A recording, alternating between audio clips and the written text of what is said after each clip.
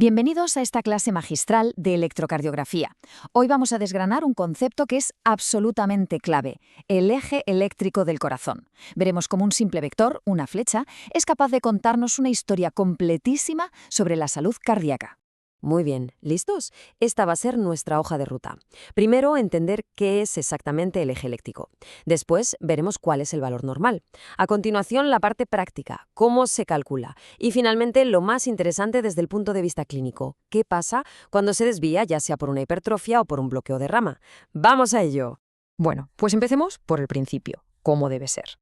¿Qué es y qué representa exactamente este famoso eje eléctrico medio del corazón? Fijaos en esta imagen. Lo que vemos es esa onda de despolarización, esa chispa eléctrica, propagándose por los ventrículos para que se contraigan. Pues bien, el eje eléctrico no es más que la dirección media, el promedio de toda esa energía eléctrica moviéndose a la vez. Así que, si tuviéramos que resumirlo en una frase, diríamos esto. Es el vector dominante. Es la dirección principal que toma la electricidad del corazón durante un latido. Se podría pensar en ello como la brújula interna del corazón, siempre apuntando en la dirección general del impulso eléctrico. Vale, ya sabemos qué es.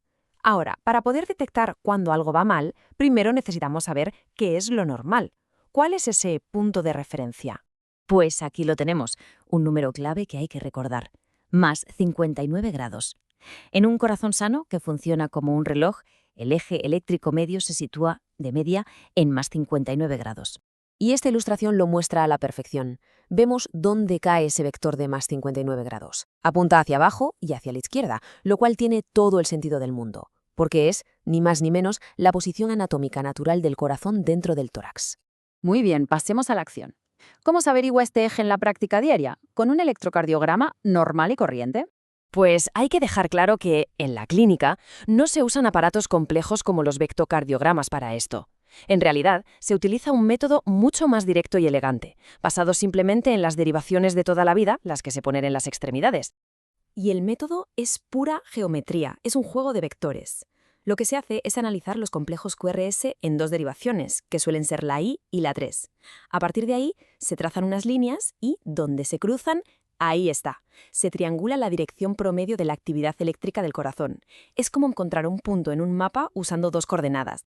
Y ahora es cuando la cosa se pone de verdad interesante para el diagnóstico, que significa que el eje se desvíe de esos más 59 grados. Empecemos por un caso muy común, la hipertrofia ventricular. El principio es muy intuitivo. Si un ventrículo se hace más grande, si tiene más músculo, va a necesitar más tiempo para despolarizarse por completo. Esa masa extra actúa como un imán y, literalmente, tira del eje eléctrico, desviándolo hacia su lado. Aquí tenemos un ejemplo perfecto, una desviación del eje hacia la izquierda.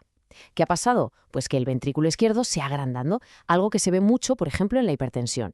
Y como es más grande, tira del eje hacia él, hacia la izquierda. Y, por supuesto, puede pasar justo lo contrario. En este otro caso vemos una desviación brutal hacia la derecha. La causa, un ventrículo derecho hipertrofiado, que está arrastrando todo el eje eléctrico hacia su lado. Pero el tamaño no es lo único que importa. Otra causa importantísima de desviación del eje es el bloqueo de rama. Esto es, en esencia, como si hubiera un cortocircuito o un retraso en el cableado eléctrico del corazón. La lógica aquí es muy parecida a la de la hipertrofia. El impulso eléctrico va por su camino normal, pero al llegar a la zona bloqueada tiene que dar un rodeo. Esto hace que ese ventrículo se active más tarde que el otro y ese retraso es el que acaba tirando del eje hacia el lado del bloqueo. Por ejemplo, en un bloqueo de la rama izquierda, la señal tarda más en llegar al ventrículo izquierdo. Como es el último en activarse, es el que más pesa eléctricamente al final y provoca una desviación muy clara del eje hacia la izquierda.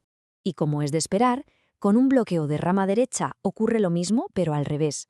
La despolarización del ventrículo derecho se retrasa y este retraso es suficiente para arrastrar el eje con fuerza hacia la derecha.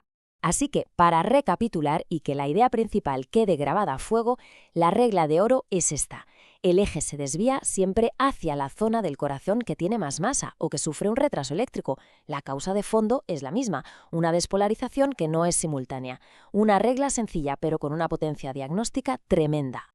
Claro, entender la dirección del eje es una pieza fundamental del puzzle, pero no es la única. Y esto nos lleva a una última pregunta para reflexionar. Si en ambos casos, hipertrofia y bloqueo, la causa es un retraso, ¿Qué pista nos podría dar la duración del complejo QRS para distinguir entre ellos? Ahí lo dejo.